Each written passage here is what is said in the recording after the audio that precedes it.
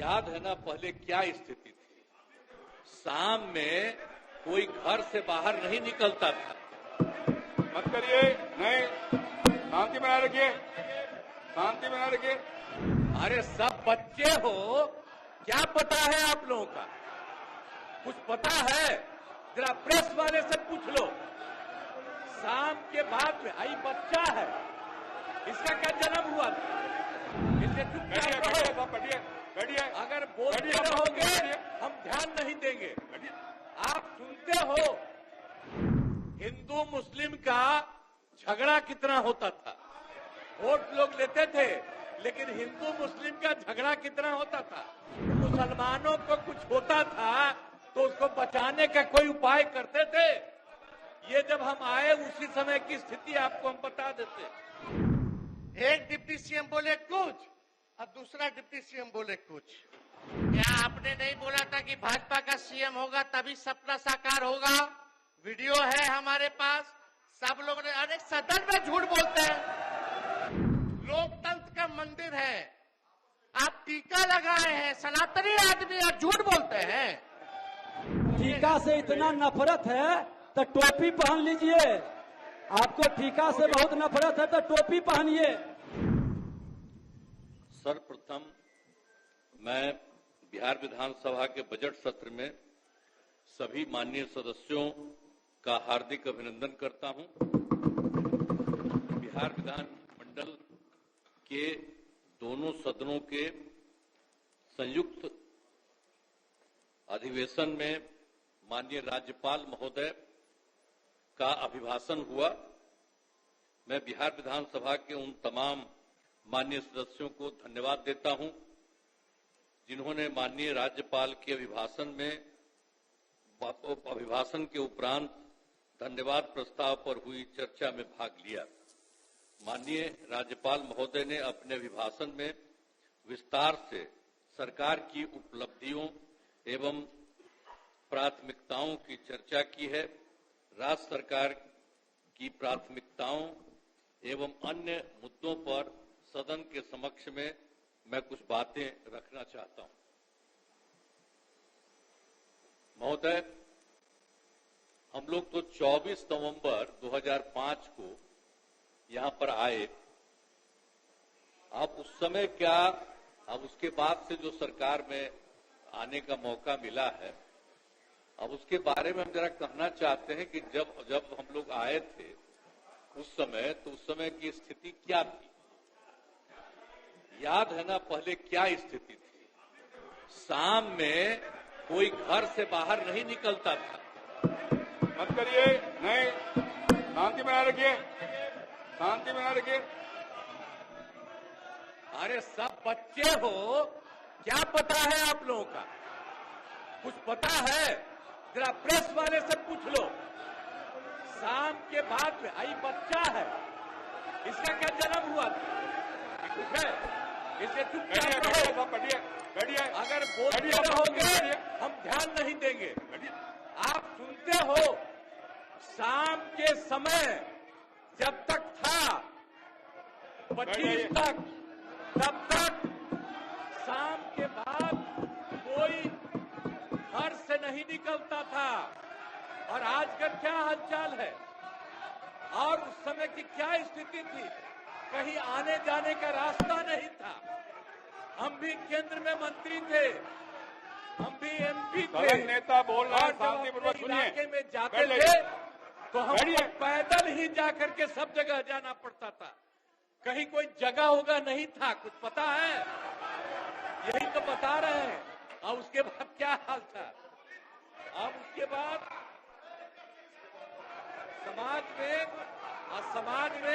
समाज में कितना विवाद होता था। समाज में कितना विवाद होता था उस समय, बुरा हाल था। और हिंदू मुस्लिम का झगड़ा कितना होता था। वोट लोग लेते थे, लेकिन हिंदू मुस्लिम का झगड़ा कितना होता था। और मुसलमानों को कुछ होता था तो उसको बचाने का कोई उपाय करते थे। ये जब हम आए उसी समय की स्थिति आपको हम बता देते। और उसके बाद हम लोगों ने सब काम किया, हम आगे बता देंगे। अब पढ़ाई का क्या हाल था? पढ़ाई में कम लोग ही पढ़ते थे। यह हालत था जब हम लोग आए। उस समय के पहले की जो स्थिति थी, अपने इलाज का पूरा इंतजाम नहीं था। कोई इलाज भी करवाते थे तो उसका कोई इंतजाम था, उस समय तक का कोई इंतजाम नहीं था। और सड़कें भी बहुत कम थी। उनका माननीय शासकगण, ये डायरेक्ट टेलीकास्ट हो रहा है। आपके नेता ने ये लकीर खींचने की कोशिश की है। आप उस लकीर को क्यों छोटा करना चाहते हैं? क्यों दिखाना चाहते हैं कि आप छोड़ करने वाले लोग हैं? क्यों करना चाहते हैं? हाँ नहीं, बैठिए नहीं बैठिए। इससे आपकी पहचान बनने वाली है। अपनी पहचान क्यों खराब करना चाहते हैं? बैठ जाइए, सुनिए। आप बिजली की भी क्या स्थिति थी उस समय? बिजली की भी स्थिति बहुत खराब थी। अब उसके बाद जब हम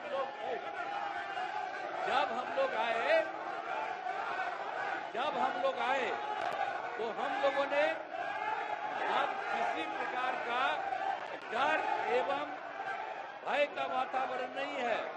राज्य में प्रेम, भाईचारा और शांति का माहौल है। हम सबसे पहले जो हिंदू मुस्लिम झगड़ा था उसके बारे में हम कह देते हैं। वो सबका जो कुछ भी था, जो कब्रिस्तानों की घेराबंदी थी, अब वो कब्रिस्तान की घेराबंदी हिंदू और मुस्लिम के इलाके में बना हुआ था। उस सबको बड़ा मुश्किल होता था और कोई नहीं बचाता था। वोट लेते रहता था, लेकिन मुसलमानों का नहीं। लेकिन हम लोग आए और आते ही 2000, सुनो न यार, कुछ नहीं जाता है। अरे कुछ है। आपके जो सबसे बड़े नेता थे, उनका हमसे क्या रिश्ता था? कुछ पता है? ऐसे ही बोल रहे इन लोगों के साथ हो गए हो, बेकार का काम कर लिए हो। अब उसको छोड़ दो। हम अब यही कहना चाहते हैं कि पहले जो हिंदू मुस्लिम का झगड़ा था, हमने सबको, और हिंदू मुस्लिम का, और जो हम बता रहे थे कि उसका जो जगह था और उसमें दिक्कत होती थी, हम लोगों ने 2006 में ही उससे बात किया कि आपकी ये जगह कितनी है। उन लोगों ने लगभग हमको बताया था 8000 से थोड़ा ज्यादा कब्रिस्तान की घेराबंदी, और उसका हम लोगों ने पूरा का पूरा घेरा करवा दिया। और अब उसी समय से हिंदू मुस्लिम का कोई झगड़ा नहीं हुआ। और ये लोग झगड़ा करते थे और ये लोग कोई बात करते थे। अरे भाई, हम तो एमएलए थे, होकर के एमपी होकर हम चले गए थे। और उस समय भी यहाँ जो था तो वहाँ मुसलमानों के साथ क्या हो गया था। अब वहाँ पर जब हम जा रहे थे, 5 में घूम रहे थे, वहाँ के मुसलमान, हाँ भागलपुर, वहाँ का सब मुस्लिम लोगों ने हमको कहा कि साहब इतना पहले झगड़ा हुआ और ये लोग भी 15 दिन रहे हैं, ये लोग भी कुछ नहीं किए। और उसके बाद जैसे ही हम आए, वैसे ही हम लोगों ने वहाँ के बारे में एक एक चीज को देख लिया और जो गड़बड़ किया था उसको पकड़ करके उसके खिलाफ एक्शन हुआ। और जितने मुस्लिम परिवार के लोग वहाँ पर थे, उनको दिक्कत थी, उसको हम लोगों ने पूरा मदद किया। और उसके पहले आपको बता रहे हैं, जो हम लोगों ने 80 से ज्यादा, 8000 से ज्यादा कब्रिस्तान की घेराबंदी की और उसको कोई झगड़ा नहीं। और उसके बाद भी उन लोगों से हमने पूछा कि आपका जो इस प्रकार का था, आपने बताया, हमने कर दिया, आप कुछ और बताइए। तो उन लोगों ने 1227 के बारे में बाद में बताया। तो अब उसमें भी हम लोगों ने 748, 746 तो कर दिया है, अब बाकी हो रहा है। अब इसी साल लगता भी बाकी काम पूरा हो जाएगा। तो इसीलिए एक तरह से कुछ नहीं हुआ। अब कहीं किसी प्रकार से आप समझ लीजिए कि कोई झगड़ा झंझट नहीं होता है। और हमने तो एक बार और किया था, हिंदुओं का भी जो हमने मुसलमानों का ठीक किया, और उसके बाद हमने पता किया कि जो हिंदुओं का भी हिंदू मंदिर है और उसका भी कुछ न कुछ रात में घेराबंदी करके गड़बड़ करता था, तो इसीलिए हम लोगों ने उसके बारे में पीछ करके 60 साल जितना पुराना था, 60 वर्ष से पुराने हिंदू मंदिरों का भी पूरा घेराबंदी। अब कोई हिंदू वाले में भी झंझट नहीं, अब मुस्लिम का भी जो कर रहे थे झंझट वो भी खत्म, और किसी प्रकार से कोई काम नहीं। पीछे रहने वाले थोड़ी हैं, ये तो मजबूत आदमी है। अब मजबूती थोड़ा दिखाइए। अटल जी के जन्मदिन पे आपने बोला था ना, अटल जी का सपना तभी साकार होगा जब बिहार में बीजेपी का मुख्यमंत्री होगा। और सम्राट चौधरी जी बोल दे कि 15 साल और नीतीश जी काम करेंगे। एक डिप्टी सीएम बोले कुछ और दूसरा डिप्टी सीएम बोले कुछ। थोड़ा हो गया, अब थोड़ा तालमेल बना करके चलिए। और आपको तो आपस लेना पड़ा प्रेस कॉन्फ्रेंस करके 3 घंटा के अंदर, आपस नहीं वापस। इनके अध्यक्ष महोदय 1 मिनट। नेता प्रतिपक्ष, इनको शायद पूरी चीज को देखे समझें। वो श्रद्धेय अटल जी बोले थे कि जंगल राज रजकता हटाना है तो कमल खिलाना है, सुशासन लाना है, एनडीए की सरकार बनानी है, और नीतीश कुमार को सुशासन के लिए लाया गया। क्या आपने नहीं बोला था कि भाजपा का सीएम होगा तभी सपना साकार होगा? वीडियो है हमारे पास, सब लोग ने। अरे सदन में झूठ बोलते हैं, सदन में काहे झूठ बोलते हैं? लोकतंत्र का मंदिर है, आप टीका लगाए हैं, सनातनी आदमी आप झूठ बोलते हैं। झूठ बोलने की जिम्मेवारी आपकी है।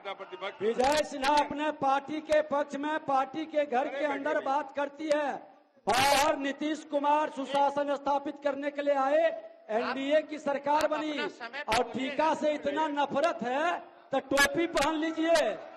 आपको ठीका से बहुत नफरत है तो टोपी पहनिए। माननीय नेता प्रतिपक्ष, माननीय नेता प्रतिपक्ष, अध्यक्ष हम कोई आप शब्द सुन लीजिए ना, यहाँ कोई झूठ नहीं बोलता, असत्य बोलता है। चलिए असत्य उसको कर दीजिए, अपनी बात आगे बढ़ाइए, बात आगे बढ़ाइए। आपस ले लेते हैं, असत्य जोड़ दिया जाए। अध्यक्ष महोदय, अब भाजपा के लोग कब तक पिछलग्गू बन के रहेंगे विश्व की बड़ी पार्टी? कभी तो अपना कौन चेहरा है भाई? चेहरा है ये नहीं, कब बनाइएगा अपना मुख्यमंत्री? अटल जी का सपना साकार करना है ना,